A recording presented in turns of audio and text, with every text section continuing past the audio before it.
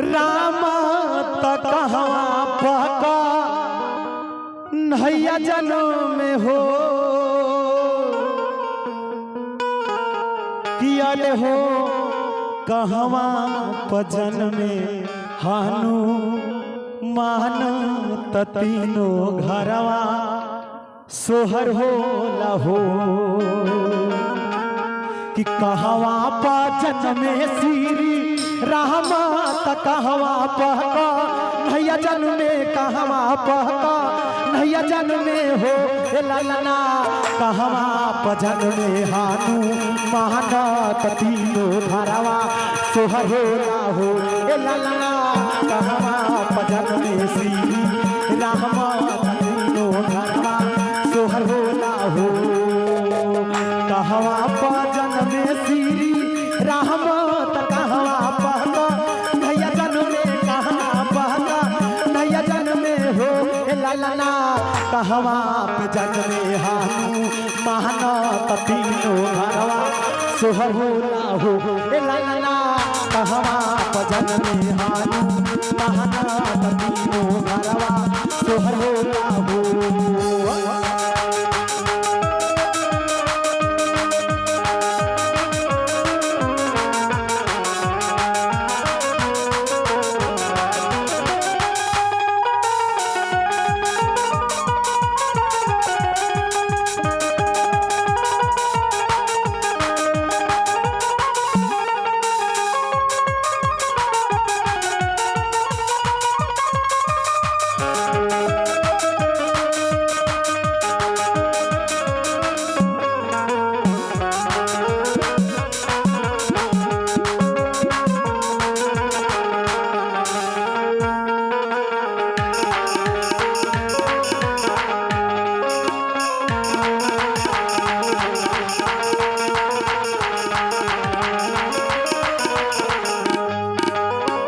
अयोध्या में जन्मे श्री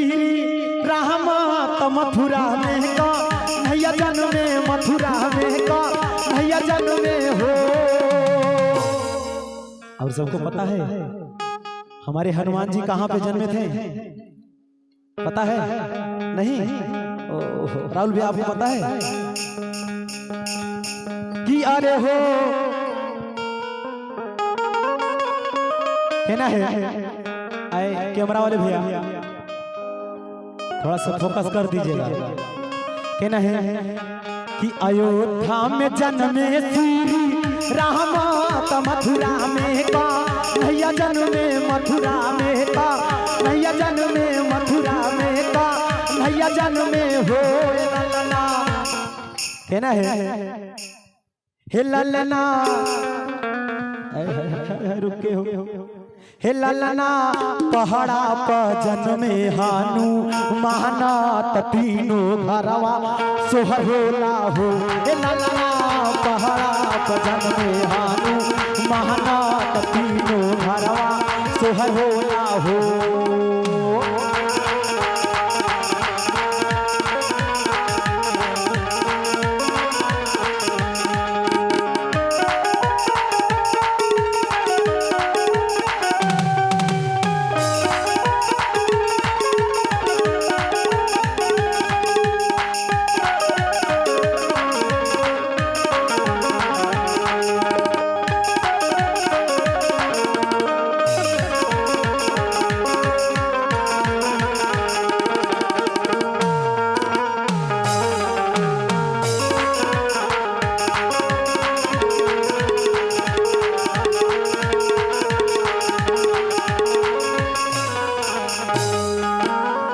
के करा के जन्मे श्री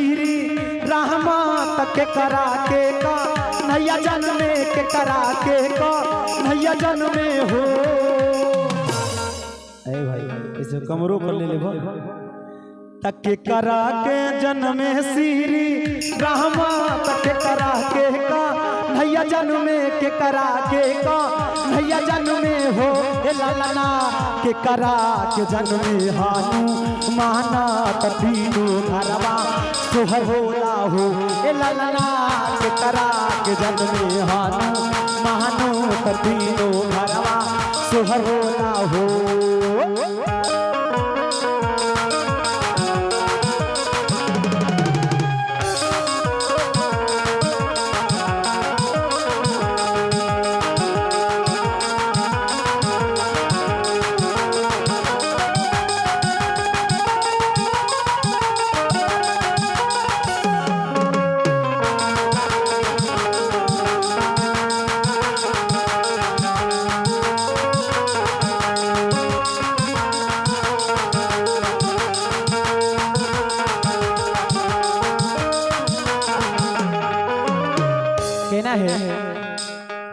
कौशल्या के जन्मे श्री